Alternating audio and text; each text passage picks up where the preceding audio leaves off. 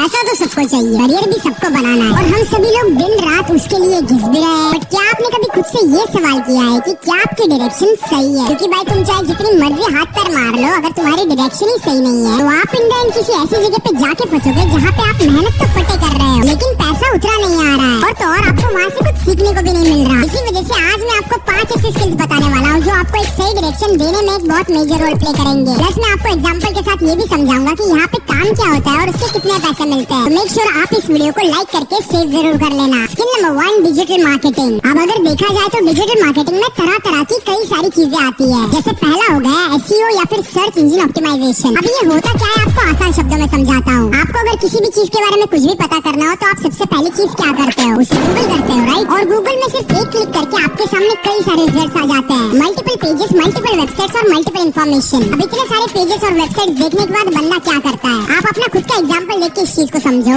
आप usually search result के सिर्फ फर्स्ट पेज से ही चीजें सिलेक्ट करते हो। बहुत ही रेयर केस में आप सेकंड या फिर थर्ड पेज पे जाते हो। इससे होता क्या है कि मान लो अगर मेरा कोई बिजनेस है जहाँ पे मैं ऑनलाइन आलमंड्स बेचता हूँ, तो अगर किसी ने आलमंड सर्च किया या फिर ड्राई फ्रूट सर्च किया तो अगर मेरा SEO स्ट्रॉन्ग नहीं है तो मेरी वेबसाइट एकदम तीसरे, चौथे, 5वें या फिर 10वें पेज पे रैंक करेगी। बट वहीं पे अगर मेरा SEO स्ट्रॉन्ग है तो आपकी वेबसाइट टॉप 3 रिजल्ट्स में भी रैंक कर सकती है। ये तो हो गया डिजिटल मार्केटिंग का एक एस्पेक्ट। इसमें से कई सारे अलग अलग एस्पेक्ट्स जैसे फेसबुक एड्स या फिर पेपर क्लिक एड्स। अब देखो जितने भी सारे सोशल मीडिया प्लेटफॉर्म्स हैं, अगर आप यूट्यूब को पकड़ लो, फेसबुक को पकड़ लो, इंस्टाग्राम को पकड़ लो, तो यहाँ पे आपने कभी ना कभी कोई ना कोई ऐड तो देखी होगी। शायद से इस वीडियो को देखने से पहले भी आपको एक कोई ऐड देखी होगी। अब ये ऐड किसी भी यूट्यूबर के पेज पे ऐसे उड़ के तो नहीं आती। ऑब्वियसली बात है, इन सारी एड्स को टारगेट किया जाता है एक स्पेसिफिक सेट ऑफ ऑडियंस को, जो इनका टारगेट ऑडियंस होता है। इसी वजह से अगर आप जोमेटो से काफी ज्यादा खाना मंगाते हो तो आपको जोमेटो की ऐड दिखती है। अगर आप किसी स्पेसिफिक लोकेशन में रहते हो, जैसे इन माय केस पुणे, तो कई बार मुझे पुणे के आसपास जो भी बिल्डिंग या फिर कंस्ट्रक्शन हो रहे हैं उनके ऐड दिखते हैं। ये सारी चीजें आती है ऑनलाइन एड्स में।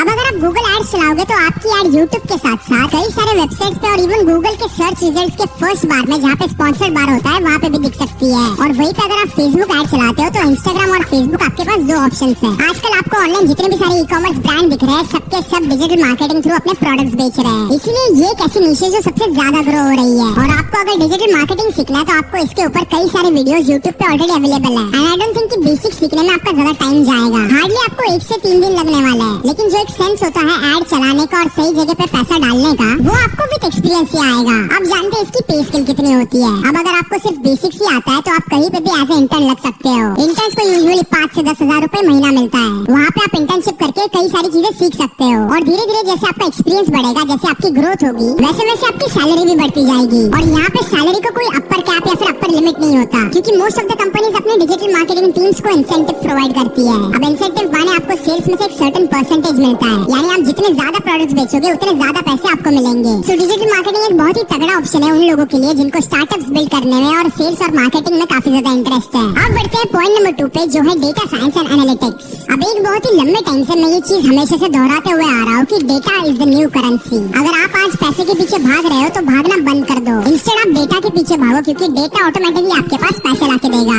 आज की डेट पे दुनिया की सबसे बड़ी कंपनी गूगल $22 बिलियन से भी ज्यादा खर्च करते हैं सिर्फ डेटा के लिए। ये हर एक विंडोज या फिर मैक यूजर के लिए गूगल को अपने डिफॉल्ट ब्राउजर बनाना चाहते हैं। इसका फायदा उन्हें ये होता है कि उन्हें हर एक यूजर का location, purchasing power, likes and dislikes, वो किस टाइम पे क्या करता है, क्या खाता है, कहाँ जाता है, ये सारी चीजें पता चलती है। और ये सारी चीजें उनके लिए गोल्ड माइन है, जिसका यूज करके वो किसी भी क्रिएटर को क्यूरेट करके एड्स दिखा सकते हैं, which in turn leads to higher profits for Google, because Google एक सर्टेन परसेंटेज देता है हर एक एड स्पेंड से। और सिर्फ गूगल ही नहीं, आप जितने भी सारे ऐप यूज करते हो सबके सब आपसे कुछ ना कुछ डेटा तो जरूर लेते हैं, चाहे वो जोमेटो हो, स्विगी हो या फिर अमेज़न ही क्यों ना हो। अब ये हजारों लाखों टीबी का डेटा ऑर्गेनाइज और स्टडी करता है डेटा साइंटिस्ट और डेटा एनालिस्ट। ये ऐसे समझो कि आज की डेट पे ये किसी भी बिजनेस के लिए एक सबसे ज्यादा क्रूशियल पार्ट बन चुका है। अगर कंपनीज अपने कस्टमर के बिहेवियर को स्टडी नहीं करेंगे तो वो उन्हें सही चीजें सही टाइम पे बेच नहीं पाएंगे। अब अगर आप मुझे पूछोगे कि डेटा साइंटिस्ट और डेटा एनालिस्ट की सैलरी कितनी होती है, तो भाई वो आपकी सोच से भी ज्यादा होती है, क्योंकि ये आज की डेट में एक बहुत ही ज्यादा हाई इन डिमांड स्किल है,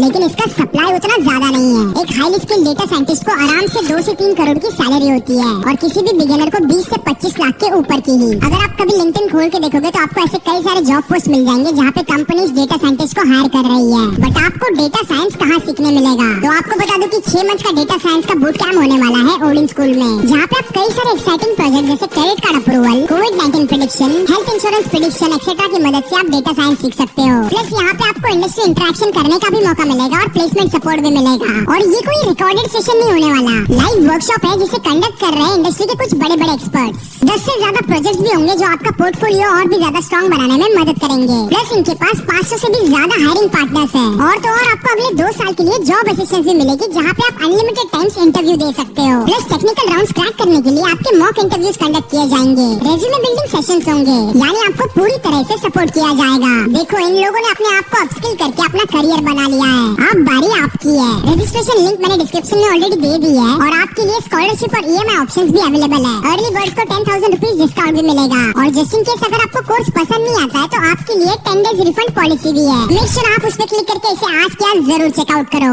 अब बढ़ते हैं अगले पॉइंट पे। Skill number 3, investing and financial planning. अगर आप मुझसे पूछोगे कि कोई ऐसा प्रोफेशन बताओ जिसमें सबसे ज्यादा पैसा है, तो मैं कहूँगा इन्वेस्टमेंट बैंकिंग। और अगर आपको नंबर से प्यार है तो आपके लिए फाइनेंस और इन्वेस्टमेंट सबसे बेस्ट ऑप्शन है, क्योंकि सबसे ज्यादा हाई पेइंग करियर इसी कैटेगरी में है, जैसे financial advisors, investment bankers, wealth managers, portfolio managers, tax planners, chartered accountants. ये सारे के सारे कुछ ऐसे प्रोफेशन है जहाँ पे आपको बहुत ज्यादा पैसा मिलता है, लेकिन पैसे के साथ साथ यहाँ पे रिस्क भी उतनी आती है। अगर अगला इंसान आप पे ट्रस्ट करके आप पे बेट लगाता है और आपको पैसे देता है, तो ये आपकी जिम्मेदारी बन जाती है कि आपको कैसे उसके पैसे सेव करने हैं और राइट टाइम पे इन्वेस्ट करके बढ़ाने हैं। भले ही आप इन्वेस्टिंग और फाइनेंस में घुसो ना घुसो, लेकिन आपको एक बेसिक अंडरस्टैंडिंग तो होनी चाहिए। अगर आपको इन्वेस्टिंग और फाइनेंस की थोड़ी भी बेसिक नॉलेज है तो आपके सामने कई सारे रास्ते खुल जाते हैं पैसा कमाने के। आप चाहो तो स्टॉक मार्केट सीख के उसमें पैसे इन्वेस्ट कर सकते हो, आप चाहो तो किसी का टैक्स बचा के वहाँ से कुछ पैसे चार्ज कर सकते हो। लेकिन याद रखना, इन्वेस्टमेंट और फाइनेंस एक बहुत ही ज्यादा लॉन्ग टर्म गेम है। आप इमीडिएटली वहाँ से रिटर्न एक्सपेक्ट नहीं कर सकते। हाँ, लेकिन अगर आप खुद को लंबी रेस में दौड़ने वाले घोड़े समझते हो तो मैं कहूँगा कि जरूर इन्वेस्ट करना, क्योंकि इसके जैसे रिटर्न्स और कोई भी चीज नहीं देती। अगर आप देखोगे तो वॉरेन बफेट का पूरा करियर उनकी फाइनेंशियल नॉलेज और इन्वेस्टमेंट अंडरस्टैंडिंग की वजह से बढ़ा है और इसी वजह से आज उनका बिलियंस ऑफ डॉलर्स का एम्पायर खड़ा हुआ है। Number 4, content creation. अब कंटेंट क्रिएशन के बारे में शायद आपको मेरे अलावा और कोई समझा भी नहीं सकता, क्योंकि मेरे लाइफ के लंबे टाइम तक मैं आपकी तरह एक ऑडियंस ही था। बट जो मैंने अपनी आंखों से देखा और जो एक्सपीरियंस किया है वो आज मैं आपके सामने रखने वाला हूँ। देखो, सबसे पहली चीज, आपको कंटेंट क्रिएशन के लिए कोई डिग्री नहीं लगती। यहाँ पे लिखा है कि यूट्यूब पे कंटेंट बनाने के लिए आपके पास बैचलर्स या फिर मास्टर्स की डिग्री होनी चाहिए। दूसरी बात, कंटेंट बनाने के लिए आपको कोई एज रिस्ट्रिक्शन नहीं है। आपकी स्क्रीन पे अभी एक छोटा सा बच्चा आ रहा होगा जो दुनिया के टॉप अर्निंग क्रिएटर्स में से एक है। ये बच्चा अपने पेरेंट्स के साथ मिलकर टॉयज के रिव्यू करता है और उसी से पैसे कमाता है। और कंटेंट क्रिएशन की सबसे बेस्ट पार्ट ये है कि आप अपनी हॉबी को ही अपने प्रोफेशन में डेवलप कर सकते हो। फॉर एग्जाम्पल, अगर मुझे गिटार बजाना और गाना गाना बहुत अच्छा लगता है तो हो सकता है कि मैं social media through content post कर करके एक दिन काफी बड़ा सिंगर बन जाऊँ। यहाँ पे आपने अपने हॉबी को प्रोफेशन में कन्वर्ट कर दिया। या फिर अगर मुझे गेमिंग करना काफी ज्यादा पसंद है तो हो सकता है मैं अपने गेम्स की लाइव स्ट्रीम या फिर उनकी वीडियोस बना के पोस्ट करके वहाँ से भी कुछ एक्स्ट्रा अर्निंग्स कर लूँ। सिमिलर कैसे उन लोगों के साथ जिनकी हॉबी पेंटिंग है या फिर डांस है। तो आपकी हॉबी चाहे जो भी हो, आप आज के डिजिटल एज में उसे मोनेटाइज कर सकते हो। यहाँ पे 2 सबसे बड़े प्लेटफॉर्म्स आते हैं, इंस्टाग्राम और यूट्यूब। अब मैं दोनों को डिफरेंशिएट करके ये बताता हूँ कि आपके लिए सबसे बेस्ट सोशल मीडिया प्लेटफॉर्म कौन सा रहेगा, क्योंकि मेरे 7 साल के एक्सपीरियंस से मैं ये चीज देख चुका हूँ कि यूट्यूब और इंस्टाग्राम पे अलग अलग टाइप की ऑडियंस है, जिनके लाइक्स अलग है, जिनके डिसलाइक्स अलग है। अगर आप यूट्यूब पे देखोगे तो YouTube is a search based platform, जहाँ पे आप खुद से जाके कुछ चीज सर्च करते हो और आपको वीडियो दिखती है। इसी वजह से यूट्यूब पे इन्फॉर्मेटिव कंटेंट सबसे ज्यादा चलता है। और वहीं पे अगर आप इंस्टाग्राम देखोगे तो इंस्टाग्राम पे रैंडमली स्क्रॉल करते करते आपको रील्स दिखते रहते हैं, उन्हें आप सर्च नहीं कर रहे हो, वो आपके मुंह पे फेंके जा रहे हैं। और अगर आप कभी इंस्टाग्राम भी बारीकी से जाके देखोगे तो आपको पता चलेगा कि वहाँ पे entertainment, comedy content, dance videos, music video सबसे ज्यादा चलते हैं। और तो और कंटेंट क्रिएशन इंडस्ट्री इस डेकेड में सबसे ज्यादा बढ़ने वाली है। तो आपके पास ये एक चांस है जहाँ पे आप इस अपॉर्चुनिटी को ग्रैब कर सकते हो। और अगर आप मुझसे पूछोगे कि यहाँ पे अर्निंग कितनी होती है, तो भाई मैं बता दूं आपको कि ये क्रिएटर टू क्रिएटर और प्लेटफॉर्म टू प्लेटफॉर्म वेरी करती है। प्लस यहाँ पे एक और चीज आती है जिसे कहते हैं नीश।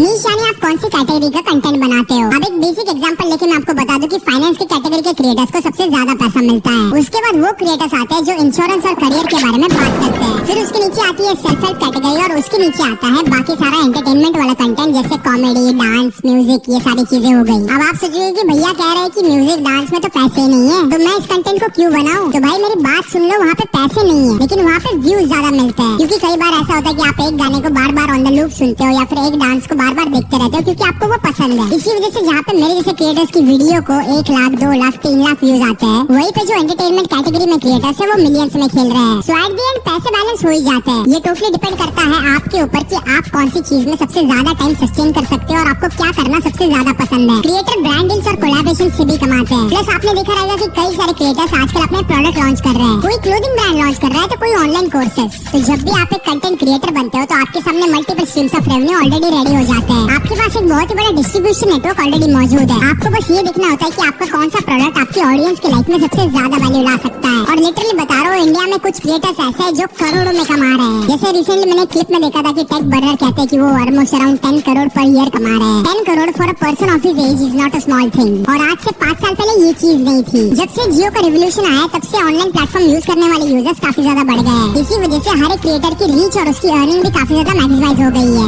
सो if you are thinking of becoming creator, this is the right time. और अगर आपको कंटेंट क्रिएटर बनने में कोई भी मेरी हेल्प लगे तो प्लीज मुझे कमेंट में जरूर बताना, मैं उसके ऊपर कोई ना कोई वीडियो जरूर लाऊंगा। Now moving to our last point which is creative arts and design. अब इस चीज को ध्यान से सुनना कि इससे पहले मैंने 2 इंडस्ट्रीज के नाम लिए थे, जैसे कंटेंट क्रिएशन और डिजिटल मार्केटिंग। और मैंने आपको कहा था कि ये दोनों बहुत ही बड़े बड़े इंडस्ट्रीज हैं, लेकिन इनको चलाए रखने में एक चीज बहुत ही मेजर रोल प्ले करती है और वो है क्रिएटिव आर्ट्स एंड डिजाइन। अगर आज की डेट में ग्राफिक डिजाइनर्स ही नहीं होंगे तो कई सारी कंपनीज अपने प्रोडक्ट पे ढंग की पैकेजिंग नहीं करवा पाएगी। कई सारे क्रिएटर्स खुद से ढंग के थंबनेल्स भी नहीं बना पाएंगे। अगर वीडियो एडिटिंग और फोटोग्राफी नहीं होगी तो भाई ब्रांड्स अपने एडवर्टाइजमेंट्स कैसे और कहां पे दिखाएंगे। Visual arts, fashion, digital design, ये सारी चीजें आती है क्रिएटिव आर्ट्स एंड डिजाइन में। और ये भी अगले 5 सालों में one of the most booming industry रहने वाली है। स्पेशली आज की डेट में लोगों को लग रहा है कि एआई उनकी जॉब खा लेंगे, बट ऐसा बिल्कुल नहीं है। आपको कोएग्जिस्ट करना सीखना है एआई के साथ। अगर आप प्रॉपर्ली प्रॉम्प्ट इंजीनियरिंग सीखते हो तो भाई एआई आपके काम को और ज्यादा एनहांस करके रखेगा, क्योंकि उसमें आर्टिफिशियल इंटेलिजेंस भी है और एक ह्यूमन टच भी। तो ऑडियंस में से जितने भी सारे लोगों को क्रिएटिव आर्ट्स और डिजाइन में इंटरेस्ट है,